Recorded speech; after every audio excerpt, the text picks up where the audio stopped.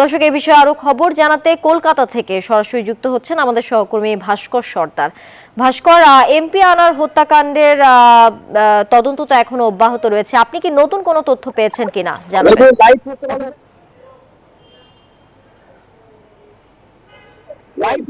যেমনটা বললে তুমি দেখতে পাচ্ছ যে এই মুহূর্তে কিন্তু বাংলাদেশের ডিবি প্রধান তিনি কিন্তু এই যেই বাগজোড়া খাল, যেটা ডুমুরজোড়া খাল বলা হচ্ছিল, এটা কৃষ্ণমাটি, সেই খালে তিনি এসছেন বিভিন্নভাবে তল্লাশি চালানোর জন্য।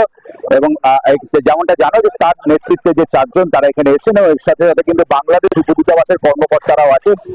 এই খাল কি তল্লাশি করবেন, এই খালে নামবে, আর কিছুক্ষণ বাদে হয়তো বিপর্যয় মোকাবিলা বাহিনী এবং এর সাথে তারা দেখবেন। এবং এর সাথে তোমাকে জানিয়ে রাখতে চাই যে গতকাল আসেন, এবং গতকাল আসার পরে কিন্তু প্রথমবার তিনি এয়ারপোর্টে তিনি বলেছিলেন যে আমাদের মূল উদ্দেশ্য কিন্তু লাশটাকে খুঁজে বের করা বা লাশের কোনো অংশবিশেষ খুঁজে বের করা।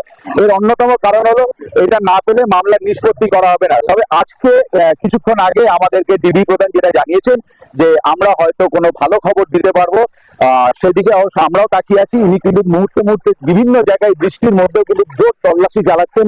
কিছুক্ষণ আগে সঞ্জীবা গার্ডেনেও গেছেন,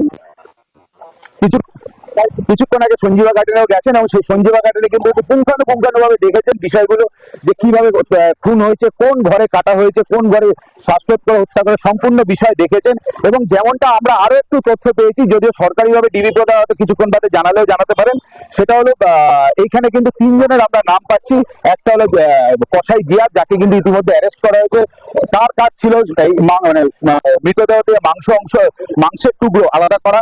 এবং আরেকজন নেপালে পলাতক, তার কাজ ছিল হাড় এবং এক্সিকিউট করা। আমি এই মুহূর্তে ডিবি প্রধান কি বলছে একটু শুনবো। হয়েছে সেটা কিন্তু আমরা ভিজিট করেছি, আমরা গতকালও গিয়েছি, আজকেও আমরা আসামিকে নিয়ে আমরা টিএ প্যারেড করেছি। অ্যাকচুয়ালি কোন রুমটাতে, কোন জায়গাটাতে ঘটনাটি ঘটেছে আমরা গতকালও গিয়েছি, আজকেও গেছি। গতকাল আমরা সিআইডি যে প্রধান কার্যালয় ভবানীপুরে আমরা গেলাম, সেখানে সিআইডি চিফ এডিজি ওনার সাথে আমরা মিটিং করেছি।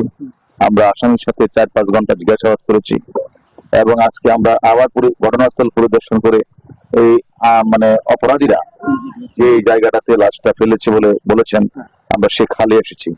আমরা খালটাও পরিদর্শন করছি, এবং সেখানে কিভাবে যদি এখনই ফেলে থাকে তাদের কথা মতো আমরা উদ্ধার করার জন্য আমরা কলকাতা পুলিশের সাথে আমরা একসাথে এখানে এসেছি। ফাইজুল নামে আরেকজনের নাম পাওয়া গেছে সিআইডি জিজ্ঞাসাবাদ করে, যে বলা হচ্ছে যে এমপির মাথা নিয়ে গেছে, মানে আলাদা করে আরেকটা জায়গায় যশোর রোডের দিকে। আরেকটা কি? ভাস্কর সর্দার, আপনাকে ধন্যবাদ কলকাতা থেকে যুক্ত থাকার জন্য।